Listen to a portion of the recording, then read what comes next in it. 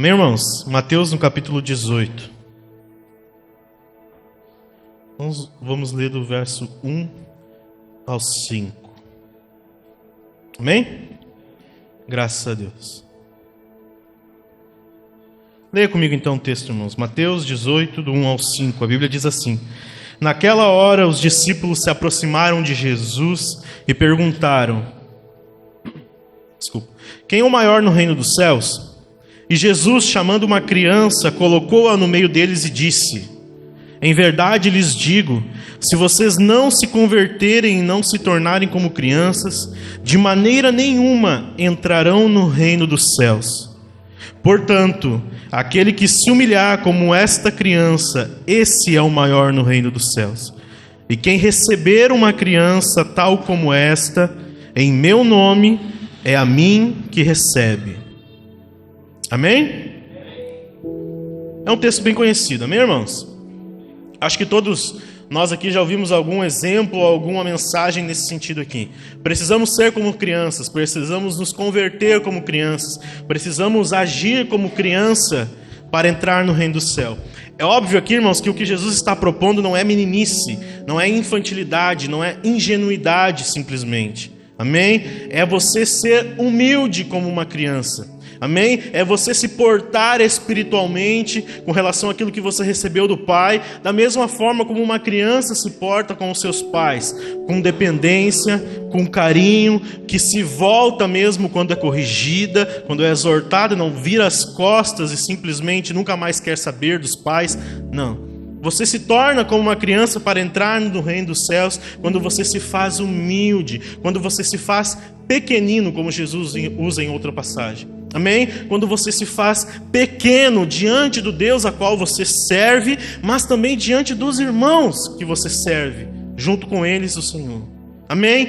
É muito fácil de saber, irmãos, e de entender que se você estiver em um grupo de pessoas, em um ambiente, e você se auto-exaltar, se você se colocar em posição de superioridade, se você agir com arrogância, com orgulho, é óbvio, você não será bem tratado, você não será amado, você não será correspondido, nem mesmo respeitado. Em ambientes, irmãos, de grupo de pessoas, é muito comum você ver pessoas que falam mal umas das outras, pelas costas. Fulano é arrogante, fulano se sente maior, se sente superior, fulano acha que é melhor do que nós. Com certeza você já ouviu isso. É ou não é verdade? Estou mentindo? Não estou. Amém? Por quê, irmãos? Porque é da natureza do homem ser orgulho, o seu egoísmo, né? O seu ego exagerado. Para entrar no reino dos céus, irmãos, para permanecer no reino dos céus, Jesus espera algumas coisas. Nós já pregamos aqui a respeito do Sermão do Monte completo, em que Jesus lá estabelece um padrão, características daqueles que ele quer receber no seu reino, daqueles que ele, as características das pessoas conforme elas devem agir no reino de Deus. Amém? É o que ele espera de cada um de nós. É óbvio que Jesus sabe que nós estamos sendo tratados, que estamos sendo transformados de glória em glória, que tem coisas que demoram, são processos, mas existe um padrão, existe um parâmetro, existe algo do que Ele espera de nós. Muitos têm se dito na igreja que as igrejas estão dizendo assim: venha como você está. Isso é uma verdade, mas é uma meia-verdade. Você vem da forma que você está, sujo. Você vem, quem sabe, no momento de dificuldade, de angústia, no momento em que você está passando por coisas terríveis, que você não se julga capaz de servir um Deus poderoso. Você vem desta forma, mas é óbvio que Ele pretende te mudar, Ele pretende te transformar. Isso é óbvio. Amém? Então aqui no capítulo 18, irmãos, nós temos mais um longo discurso, provavelmente o quarto, se eu não me engano, longo discurso de Jesus no Evangelho de Mateus. E aqui, irmãos, o Senhor está tratando de algo muito interessante. O objetivo desse discurso aqui, irmãos, ele é completo no capítulo 18, a gente só leu até o verso 5, né? A gente não vai ver todas as coisas que ele tratou ali, mas o objetivo, irmãos, era bater de frente com algumas reações das pessoas quanto aos ensinos de Jesus. Amém? As reações provocadas durante os seus ensinos. Ele começou a perceber alguma coisa. A reação das pessoas que ouviam e a reação dos seus discípulos estava lhe incomodando em alguns aspectos. Amém? O evangelista Mateus aqui, irmãos, ele parece focar aqui num assunto que estava bem crescente à época, estava à tona, estava na boca do povo e, como eu disse, dos discípulos, né? Amém, irmãos? Por causa dos discursos, por causa dos ensinos de Jesus, que era a aceitação daqueles homens, né, daqueles discípulos aos quais Jesus chamou, e a rejeição para com os líderes religiosos. Você sabe muito bem, nós lemos aqui o livro de Mateus, quase que todo ele até o fim, e você sabe que muitas vezes Jesus parou e começou a bater de contra os ensinos e as coisas faladas por aqueles homens, que nós chamamos de líderes religiosos, as seitas entre o judaísmo, amém? Nós sabemos disso, ele batia nos mestres da lei por causa do ensino equivocado, dos maus interesses que eles tinham ao ensinar, da forma como eles tratavam as pessoas, que ao invés de salvar, ao invés de levar a Deus, muito pelo contrário, trazia mais peso, dor e enfado espiritual, e fazia com que as pessoas se sentissem presas. Você sabe muito bem disso. Jesus constantemente bateu contra eles, irmãos, não porque a religião judaica era ruim, porque Jesus era judeu, Jesus agia debaixo da lei, ele respeitava a lei, ele vivia de acordo com os mandamentos, mas por causa de reações equivocadas aos seus ensinos sobre a lei. Você sabe muito bem que no livro de Mateus, lá no capítulo 5 em diante, no Sermão do Monte, Jesus deixa claramente que a lei, embora fosse boa, embora ela fosse agradável e viesse de Deus, ele estava ali para cumpri-la. Que em Cristo, que na vida dele, que na obra dele, se cumpriria muitos daqueles mandamentos, daquelas tradições, daqueles rituais.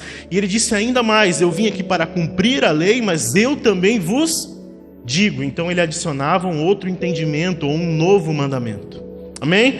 Ou seja, irmãos, muito daquilo que Jesus estava falando, estava se criando entre os discípulos e entre o povo e entre os líderes religiosos, algo que é muito comum no nosso país hoje em dia, chamado polarização.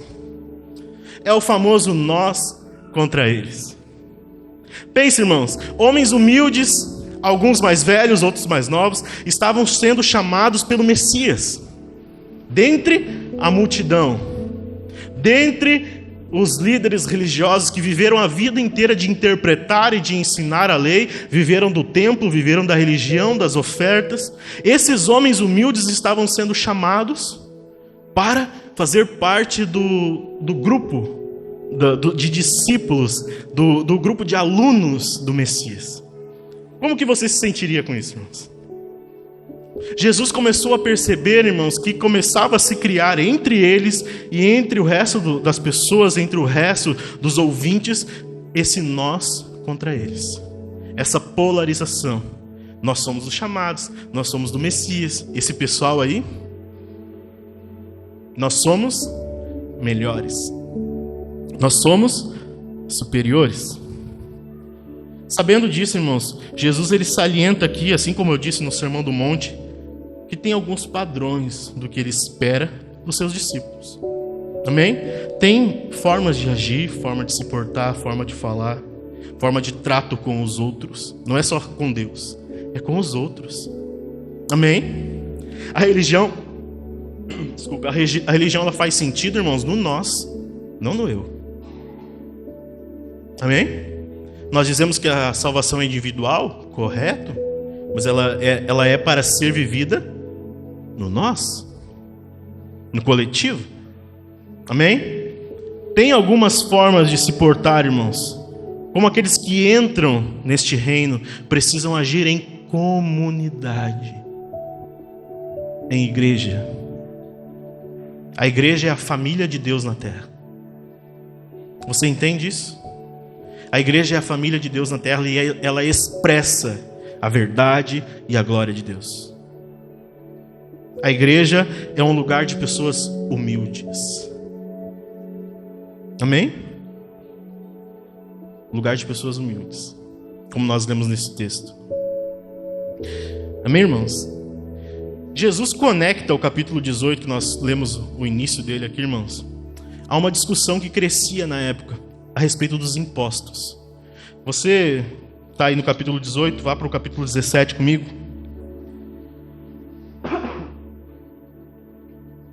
Ali no final dele, olha só, no verso 24: Quando Jesus e os discípulos chegaram a Cafarnaum, os que cobravam o imposto das 2 dracmas se dirigiam a Pedro e perguntaram: o mestre de vocês não paga as 2 dracmas? Pedro respondeu: claro que paga. Quando Pedro estava entrando em casa, Jesus se adiantou e disse: Simão, o que você acha? De quem os reis da terra cobram os impostos ou tributo? Dos seus filhos ou dos estranhos? Quando Pedro respondeu: dos estranhos, Jesus lhe disse: logo, os filhos estão isentos. Mas para que não se escandalizemos, vá ao mar, jogue o anzol e puxe o primeiro peixe que você fisgar. Ao abrir a boca do peixe, você encontrará uma moeda. Pegue essa moeda e entregue aos cobradores para pagar o meu e o seu imposto. Amém? Essa era uma discussão. Pedro foi parado ali, irmãos, por causa da questão do imposto, né? Se cobrava imposto no templo dos cidadãos judeus. Amém? Todo judeu maior de idade, todo cidadão adulto de Israel, irmãos, na verdade, precisava, era obrigado por lei a pagar imposto no templo. Amém? Essa é a discussão em questão aqui. Por mais que Jesus fosse um cumpridor da lei, irmãos, e um cidadão obediente dessas leis aqui, como Pedro mesmo diz, o seu mestre, quando perguntado, o seu mestre não paga imposto? Pedro diz: claro que paga, né? Jesus era um cumpridor da lei, irmãos. Jesus andava em obediência civil. Mas o que acontece? Os seus ensinos, irmãos, entravam em constante atrito, né, com os líderes judeus, como eu venho dizendo. E por muitas vezes, irmãos, de forma equivocada, aqueles homens ensinavam a lei e acabavam por oprimir o povo. Isso criava muita desavença, né? Eles não eram bem quistos pela sociedade em geral. Porque, irmãos, muitas vezes eles colocavam muito peso sobre as pessoas e acabava, irmãos, que as pessoas ficavam mais irritadas, mais distantes de Deus, mais tristes, mais oprimidas, mais abatidas. Então Jesus, ao ensinar, muitas vezes lidava com essas questões. Em vários momentos, irmãos, Jesus se colocou como cumpridor daquelas leis, mas também disse que era maior do que elas.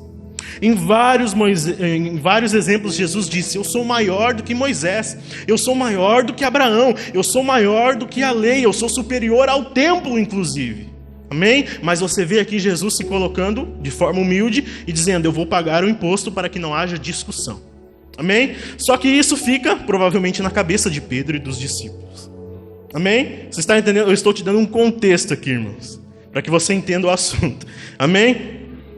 Todos esses acontecimentos, irmãos, provocaram ou começaram a provocar nos discípulos uma sensação de liberdade para com a religião judaica. E era normal que isso acontecesse. Amém? Estava produzindo algo neles, irmãos, que eu considero até perigoso. Eles estavam se sentindo senhores de si mesmos.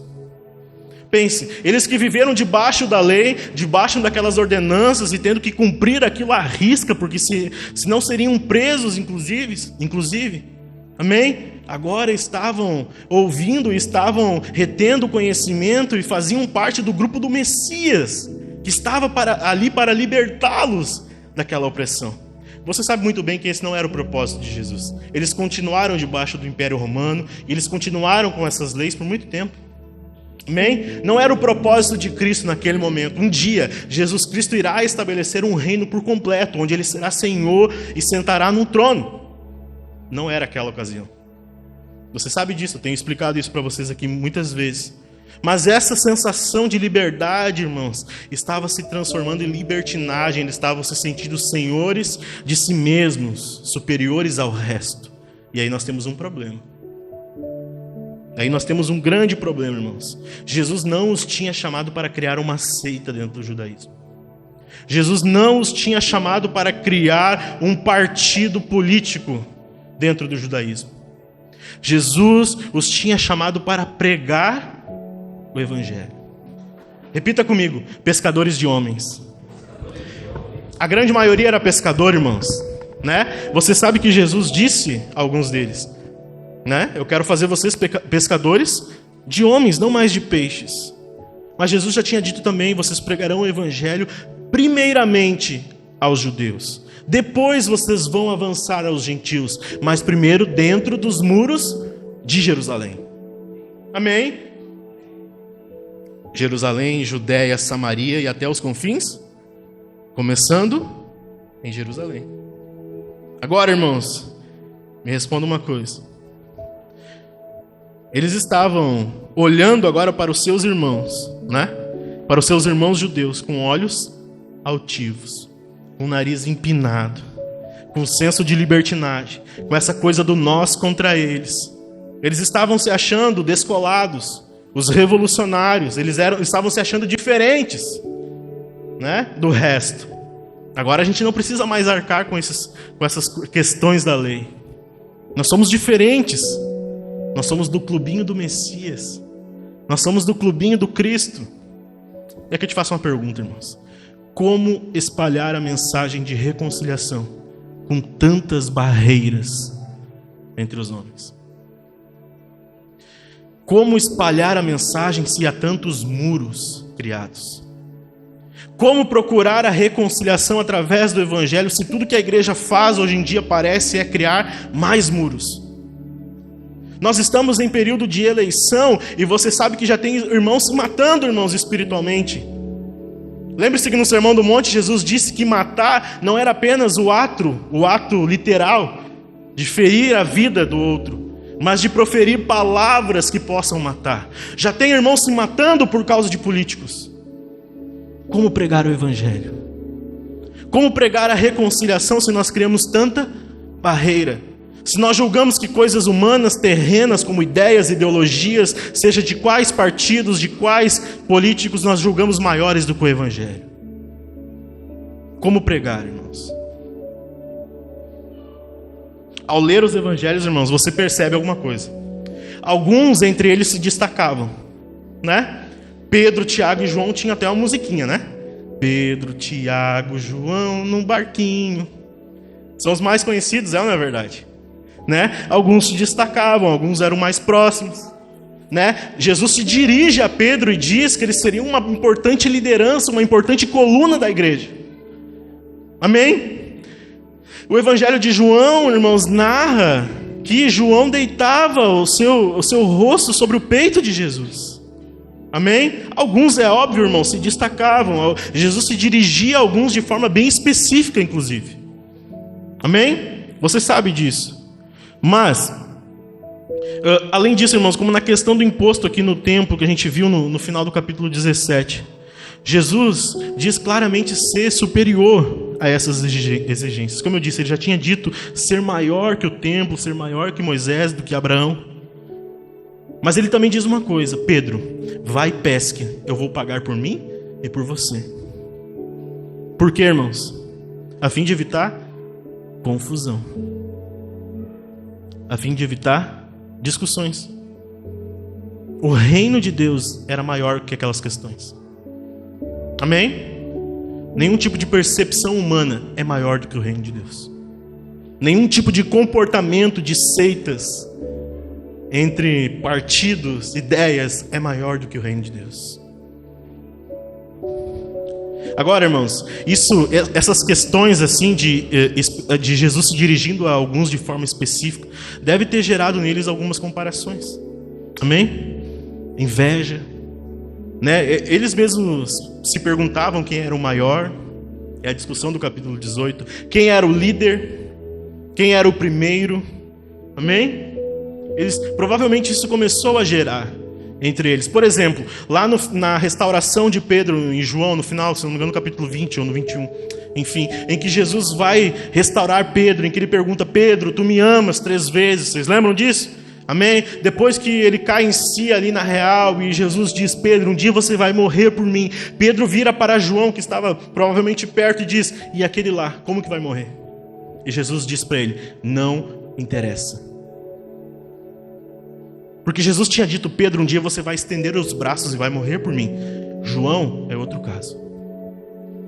Isso provavelmente era a discussão entre eles. Quem era o melhor, quem era o maior, quem era o líder, quem tinha mais direito, quem era mais legal, quem era mais descolado, quem Jesus falava mais, com quem Jesus conversava mais. Provavelmente gerou. E, irmãos, essa é a questão. Todo esse contexto leva à pergunta do verso 1. Leia comigo de novo. Mateus 18, 1.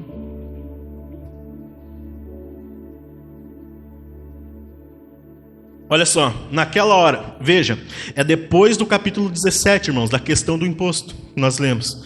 Naquela hora, os discípulos se aproximaram de Jesus e perguntaram: quem é o maior no reino dos céus? todo esse contexto, tudo que eu venho falando para vocês até agora, gerou essa pergunta: quem é o maior?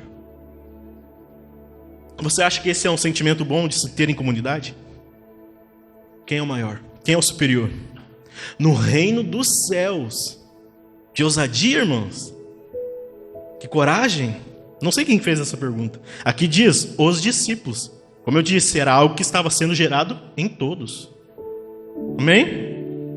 Essa pergunta, irmãos, ela traz consigo 3 problemas, pelo menos. 3 problemas que afetam o coração de alguém que deveria preservar. Afetam o coração de alguém, irmãos, que deveria buscar, zelar pela humildade. Repita comigo, humildade. O primeiro problema, irmãos, necessidade de afirmação. É o que essa pergunta está buscando primeiramente. Quem é o maior? Necessidade de afirmação. Tem um problema muito grande nisso, irmãos. Essa dificuldade, esse problema que afeta o coração de alguém que deveria zelar pela humildade, a necessidade de afirmação, irmãos, é porque, irmãos, quem está em Jesus precisa entender quem era, quem é e quem será. Repita-se comigo: quem eu fui, quem eu sou, quem eu vou ser. Quem você era, irmãos? Na visão da dupla, se eu não me engano, Daniel e Samuel, eles cantavam assim: eu hoje estou bem, mas já estive mal. Sou dia de sol, mas já fui temporal. Eu fui barco à deriva, fui noite sem lua, verão sem calor. Eles cantam assim: hoje eu sou verdade, mas eu já fui engano. Já fui fonte seca, hoje eu sou um oceano. A alma ferida, o coração quebrado, Jesus consertou. Tem um meme que viralizou um tempo atrás de uma senhora que foi para um estúdio gravar uma música que ela cantava assim: o que é que eu sou sem Jesus? Nada, nada, nada. Quem eu era antes de Cristo, irmãos? Ou, na linguagem das crianças, tinha uma musiquinha também. Havia um homenzinho torto que andava numa casa, andava num caminho, sua vida era torta. Um dia um homenzinho torto, o que ele encontrou? A Bíblia encontrou. E tudo que era torto, Jesus endireitou. O que Jesus endireitou? O que é endireitar? Pense num prego que está torto, o que você faz? Você dá umas marteladas nele para que ele fique reto. O que eu era sem Jesus? Por que eu necessito me autoafirmar, ou preciso que as pessoas me afirmem, sendo que Cristo já fez isso por mim? Porque agora, quem eu sou chamado de filho. Não, você não entendeu. Quem você é agora? Filho de Deus. Herdeiro de Deus, juntamente com Cristo, nas regiões celestiais, a Bíblia diz. Quem você é agora? Servo, amigo de Deus. Quem você é agora? Alguém que tem direito de entrar livremente na sala do trono por causa do que Cristo fez. Quem você é agora? Justificado. Quem você será um dia, meu irmão? Quando Jesus voltar, no dia da ressurreição dos mortos, você será glorificado. Você receberá da glória de Deus por completo e será semelhante a Cristo, porque você o verá face a face. Você precisa se autoafirmar? Ah, como tem pessoas que só buscam elogio, irmãos. É maravilhoso, mas o problema é quando isso se torna idolatria. O assunto nem é sobre ela, mas ela quer se colocar no centro. Nem é sobre ele, mas ele quer se colocar lá. Como pregar o evangelho, irmãos, se nós não conseguimos ouvir as pessoas? Deus te deu 2 orelhas, 1 boca, para você ouvir mais. Seja tardio no falar. Como pregar o evangelho se nós queremos, ao invés de ouvir, nós queremos nos colocar? Fulano diz, eu estou assim, mas eu também estou assim, assado. Ó vida, que vida sofrida que você tem. Pode ser que a sua vida esteja mais sofrida que a do outro, mas você já recebeu do evangelho. É hora de ouvir, não é hora de se afirmar. Segundo problema, irmãos, que afeta o coração que deveria zelar pela humildade, que é o desejo pela primazia. Não queira ser o primeiro, irmãos. Lembre-se que o evangelho inverte a ordem. Se você quer ser o primeiro, seja o último. Quem quer ser servido, sirva. Se antes da crucificação, na reunião, antes de ser preso, Jesus, o Filho de Deus, foi capaz de lavar os pés de alguns homens, por que nós queremos ser os primeiros? Por que nós queremos privilégio? Por que nós queremos atenção? Que desejo é esse, irmãos, de se sentar ao lado do trono de Jesus? Como você sabe, abra ali no capítulo 20, o texto que nós já lemos.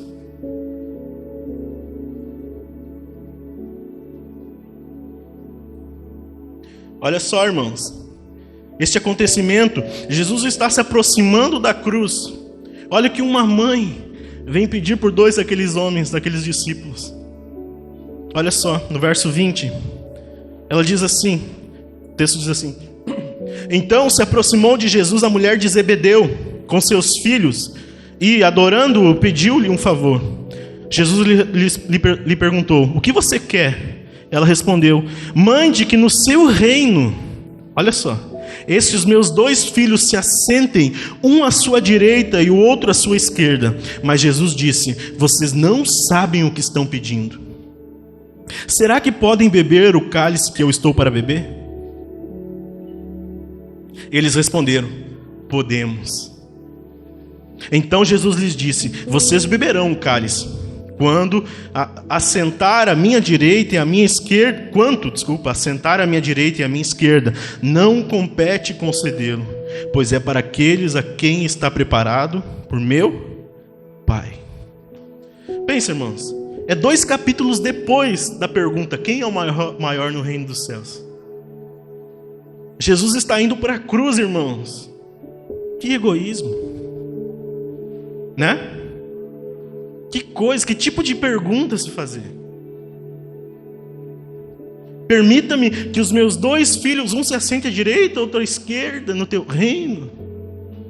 Este é o terceiro problema. Repita comigo: egoísmo. O egoísta só pensa em si. Poxa, o mestre amado está indo para a cruz, está indo para a morte, para a vergonha, mas eles estão pensando em sentar-se nos tronos. Eles não estão pensando em pregar o evangelho, em levar a igreja adiante, avançar no reino de Deus, ainda nessa terra. Eles estão querendo a glória antes do deserto. O egoísta só pensa em si, só pensa nos seus interesses. Sabe uma coisa que o egoísta não pensa, irmãos? Ele nunca pensa como servir. Ele nunca pensa como se colocar à disposição. É só: vem a mim. Vem a mim. Como no pedido dessa mãe que nós lemos. Jesus responde, irmãos, você percebeu no texto? Jesus responde aos filhos dela, não a ela. Porque na verdade ela só estava ali sendo usada por eles. Tipo assim: mãe, vai lá e pergunta para ele. Faz esse pedido, ele não vai negar. Ele não vai negar. Né? Ele vai te respeitar, você é mulher, você é mais velha, ele não vai negar. E Jesus responde a eles: vocês não podem beber o cálice que eu vou beber. Qual que era o cálice? O sofrimento da cruz.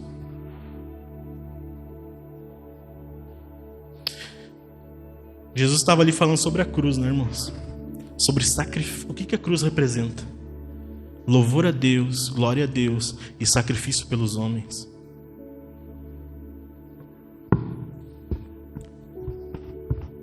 Louvor a Deus e sacrifício pelos homens. O egoísta, irmãos, dificilmente buscará o sacrifício pelo outro.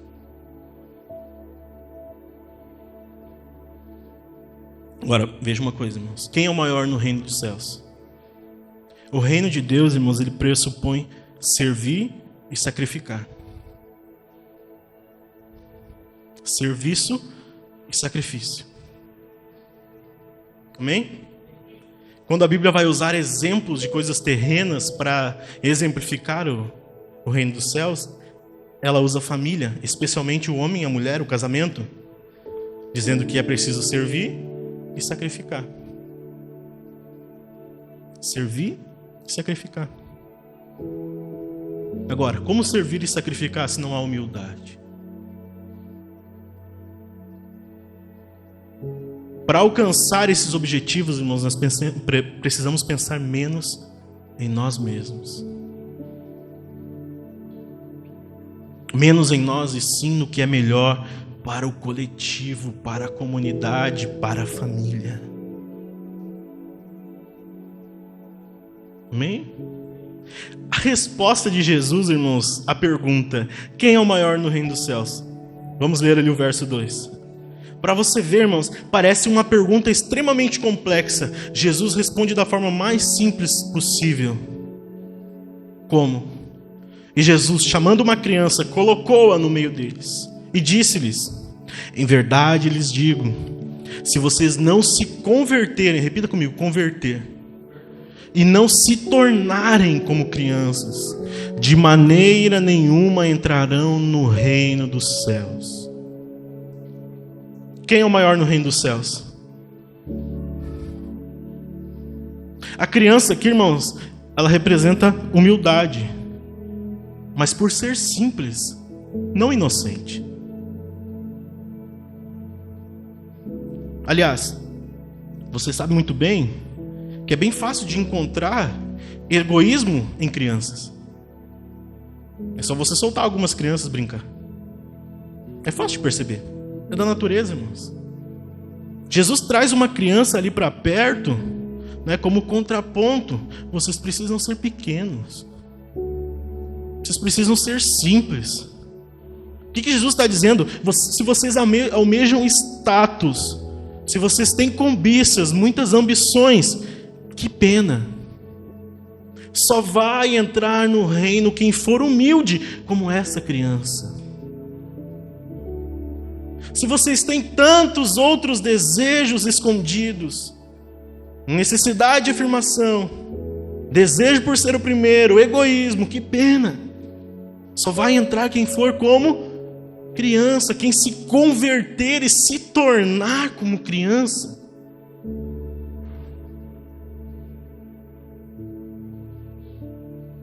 Só vai entrar quem for pequeno, irmãos, tem que renunciar. Criança faz renúncia dos seus desejos em prol de obedecer os pais. Ela pode até ser desobediente até um certo ponto, mas se houver uma boa criação, ela não vai passar alguns limites. Por quê?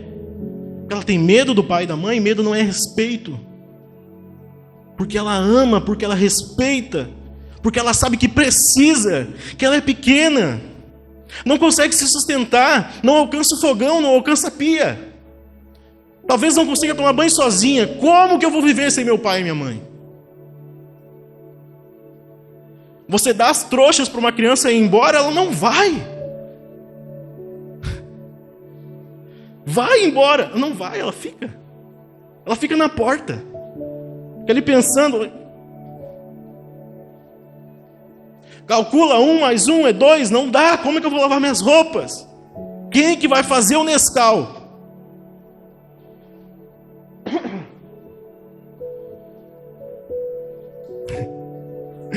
Renúncia, irmão. Sabe por quê? Jesus já tinha dito a eles: a porta é estreita. Meu Deus. Agora, meu irmão, se você permanecer inchado, gordo, como que você vai passar pela porta? Como passar pela porta estreita? Você tem tanta coisa, tanta carnalidade, tanta impureza, tanta maldade. tanta picuinha, tanta inveja, tanto orgulho, irmãos, tanto egoísmo, tanto eu, é só eu, é só isso que se pensa, é só isso que se faz, sai de casa todos os dias porque eu. Volta para casa de noite, é eu. Trabalha o dia inteiro, passa por cima dos outros porque eu. O que eu sou sem mim? Sabe, irmãos, ao usar o exemplo aqui de uma criança, ele cria dois padrões, duas características, duas coisas que ele espera. Primeiro, dependência. Mas, fala bem baixinho, dependência de Deus, mas um para com os outros. Como é difícil, né? Porque a ideia central do mundo é não dependa de ninguém. Só que Jesus já tinha dito, entre vocês não será assim. Nós estamos lendo o livro de Atos, você está percebendo que não é assim entre os cristãos. Dependência de Deus, mas de um para com os outros. Crianças são dependentes, amém? Agora, a sua dependência não é só na vertical. Deus espera que você espere nos irmãos e pelos irmãos. Deus espera que você ajude e seja ajudado.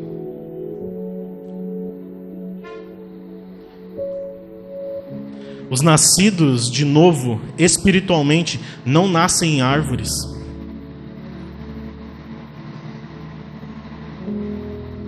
É ou não é verdade? Você nasce de novo para o reino de Deus, para Cristo, para o Senhor Deus, mas é colocado aonde para viver? Aonde, meu irmão?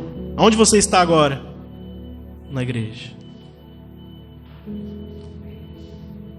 Jesus não mandou eles irem para casa simplesmente. Vão, façam discípulos. Dependência de Deus, irmãos, e um para com os outros. Segundo ponto, e aqui eu encerro. Segunda coisa que ele espera: solidariedade. E ao meu ver, irmãos, falar de humildade é relativamente simples. Mas o ponto do que Jesus está querendo colocar, ao meu ver, é no final do texto. Leia o verso 4 e 5 comigo de novo. Ele diz: portanto, aquele que se humilhar como uma criança, ou se converter, esse é o maior no reino dos céus. E quem receber, repita comigo, receber, uma criança tal como esta que ele está usando no exemplo, em meu nome, repita comigo, em meu nome, é a mim que recebe. A palavra receber aqui, irmãos, dá a ideia de acolhimento, de trazer para perto e cuidar. Solidariedade. Sabe por quê? Porque Jesus está pressupondo que toda pessoa que quer entrar no reino de Deus entrou fraca, entrou com necessidade de cuidado. Era como aquele homem que estava à beira da estrada, que foi encontrado por um samaritano. Jesus está pressupondo que ninguém entra no reino dos céus com os olhos altivos. Ninguém entra no reino dos céus passando por cima dos outros. Ninguém entra no céu se achando o grandão, o herói, o salvador da pátria. Ninguém entra no reino dos céus dizendo: esta casa muito grande aqui é minha. Na casa de meu pai há muitas moradas para muitas pessoas. Jesus está pressupondo que assim como você precisou de ajuda para entrar, você precisa ajudar. Você precisa acolher, seja judeu, seja publicano, seja cobrador de impostos, seja uma prostituta, seja um ladrão. Se ele quiser entrar pela fé em meu nome, você precisa acolher. receber. Sabe por quê, irmãos? Quer entrar? Humilhe-se. Seja pequeno, seja simples, seja dependente, mas entenda uma coisa, depois de entrar, seja solidário. Seja humilde para receber os outros. Tenha paciência com os mais fracos, suporte os mais fracos, chore com os que choram, alegre-se com os que se alegram. Irmãos, já parou para pensar que tem pessoas que não conseguem ficar genuinamente alegre com os outros? Fulano recebeu uma bênção, prosperou, está bem, não sei o que, não consegue ficar alegre. Por quê? Porque não é humilde. Por quê? Porque é idólatra de si mesmo. Quer seguir os seus próprios caminhos, quer ser senhor de si mesmo, não se importa com ninguém, não quer depender de ninguém, muito menos de Deus. É reflexo, meu irmão. Se você age assim para com o outro, é porque você está agindo assim para com Deus. Como quem diz, quem se importa com Deus? Jesus poderia ter pisado todos que ele quisesse, porque ele era Deus, humanamente sem pecado, mas ele se esvaziou. Assumiu a forma de servo, se fez o menor entre os homens. Sabe, irmãos, o que Jesus está querendo dizer aqui? Ele quer ser acolhido pelas pessoas. Quando você acolhe uma pessoa, Jesus é acolhido por ela.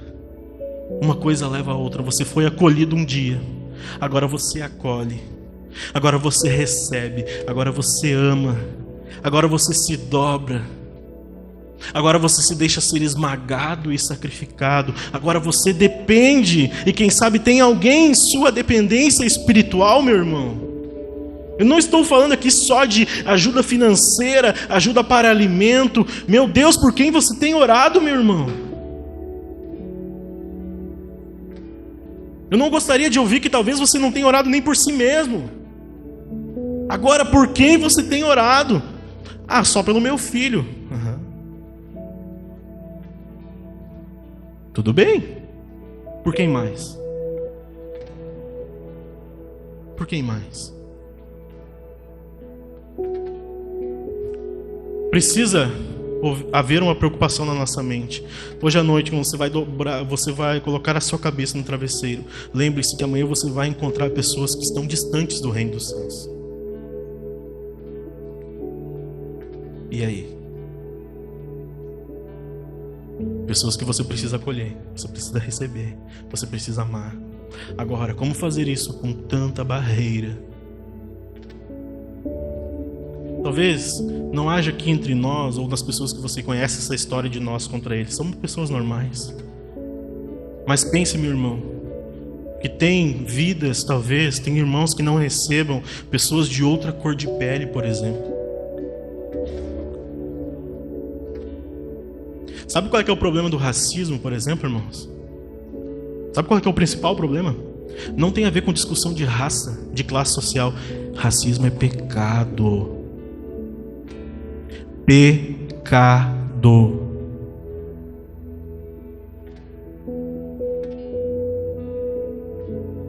Aliás, a Bíblia não trata de raças. Trata todos da mesma forma. Não há muita diferença genética entre nós, irmãos. Pouquíssima. Pouquíssima diferença genética. Sabe o que é ser negro e ser branco? Ter ou ausência de melanina. É a diferença. Uns têm mais, outros têm menos. A Bíblia trata todos igual. Agora, me diga uma coisa. O racismo é um problema, é pecado. Mas tem gente dentro da igreja se usando da pauta para criar ainda mais discussão vazia. Como se o evangelho não fosse suficiente para salvar o negro, o branco, o pardo, o amarelo. Quem é o maior no reino dos céus, irmãos? Ninguém. Todos são pequenos, humildes, diante daqueles que o criou e o salvou. Nos momentos de dificuldade, irmãos, Jó foi capaz de dizer: eu sei que o meu Redentor vive. Eu estava na lama, raspando as minhas feridas com cacos de telha, mas o meu Redentor vive. Ele há de reinar sobre a terra.